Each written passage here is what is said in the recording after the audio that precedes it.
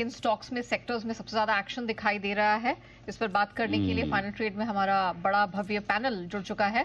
बंसल जी, कुणाल जी तो हैं, साथ ही सुमित बगड़िया, मेहुल कोठारी, सच्चिदानंद उत्तेकर और आशु सर भी हमारे साथ जुड़ चुके हैं। ये इसी के साथ बिल्कुल अगला तैयार है सचिन जी के लिए BTS डबल टी का।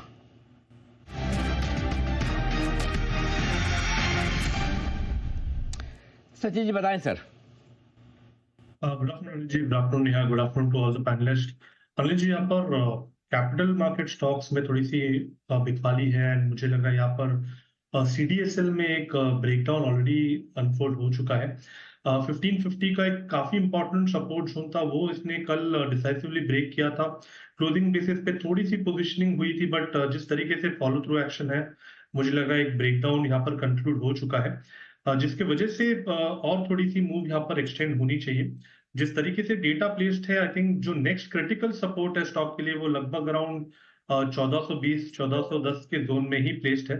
तो 100 पॉइंट्स की मंदी के लिए मुझे लग रहा है यहाँ पर फ्रेश शॉर्ट अभी ऐड करने चाहिए।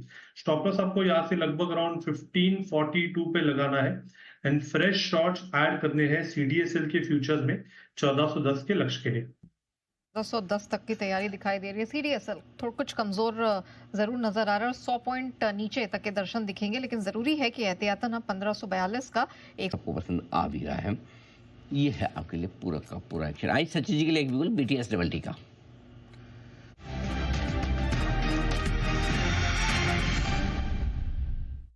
सचिन जी फरमाए सर।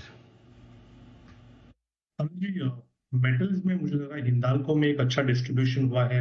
एक काफी इंपॉर्टेंट 750 के आसपास का क्लस्टर था, पिछले 3 दिनों से लगातार यहाँ पर क्लोजिंग एस्टैब्लिश करने का प्रयास हुआ है, बट जिस तरीके से ओपनिंग होने के बाद वापस इस लेवल को इसने ब्रीच किया है, तो मुझे लग रहा है यहाँ पर एक अच्छा डिस्ट्रीब्यूशन पैटर्न है, जिसके वजह से थोड़ा सा स्टॉक में सेलिंग प्रेशर बढ़ सकता है।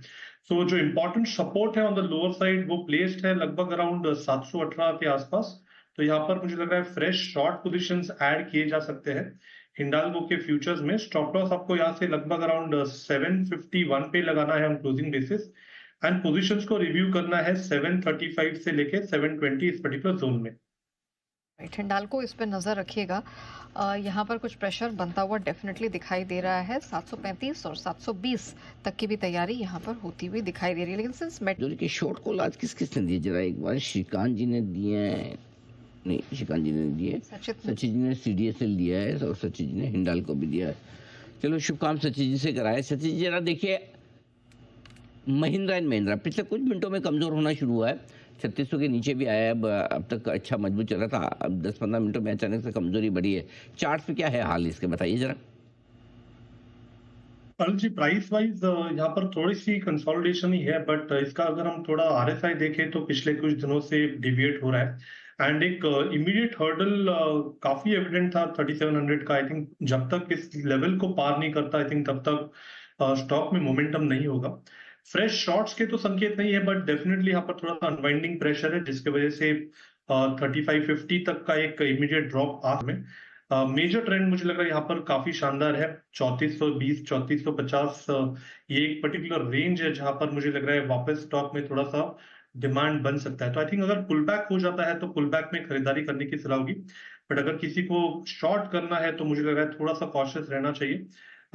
हो सकता है कि इवेंचुअली जो मेजर ट्रेंड है वहां पर ये स्टॉक ब्लेंड हो जाए, तो थोड़ा सा मुझे लग रहा है यहाँ पर शॉर्ट्स पे कॉशियस रहने की सलाह होगी, बट मेजर ट्रेंड काफी शानदार है, तो अगेंस्ट द ट्रेंड यहाँ पर शॉर्ट करने की सलाह नहीं होगी मेरी। है आपके लिए M&M अभी तक शॉर्ट के संकेत नहीं आए, लेकिन थोड़ा कंसोलिडेशन टाइम पास के मूड में दिख रहा है ये स्टॉक। आप एंट्री के लिए तो श्रीराम फाइनेंस बेस्ट है, लेकिन अगर क्रेडिट एक्सिस ग्रामीण ले रखा है तो अभी भी होल्ड करने की राय है। सचिन जी, आपसे एक बार मैं ONGC पर राय लेना चाहूंगी। स्टॉक में स्ट्रेंथ दिखाई दे रही है और पिछले कुछ समय से अपनी ये स्ट्रेंथ को अपवर्ड होल्ड भी कर रहा है। क्या लगता है आगे भी बने रहने लायक है ये? कोई फ्रेश एंट्री के मौके ONGC में?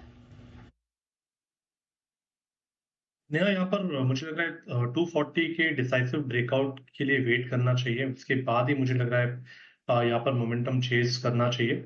ओवरऑल अगर हम ट्रेंड स्ट्रक्चर देखें तो अभी भी यहाँ पर एक लोअर टॉप लो बॉटम सीक्वेंस ऑनगोइंग है। जरूर पिछले 4 हफ्तों से एक स्टेडी बेस बनाने का प्रयास इसने बनाया है, बट मुझे लग रहा है उसका कंफर्मेशन 240 के ब्रेकआउट के बाद ही एस्टेब्लिश होगा। तो इसीलिए मुझे लग रहा है 240 के ब्रेकआउट के बाद ही मोमेंटम चेस करे 246 252 के टारगेट के लिए। ऑन द वर्ज तो नजर रखिएगा, और फिर उसके बाद 240 पार होते ही 252 और उसके ऊपर के लेवल्स दिखेंगे, तो नजर रखिएगा ओएनजीसी पे फिलहाल। और अब वक्त है एक और बिगुल का, सचिन जी के लिए BTS डबल टी।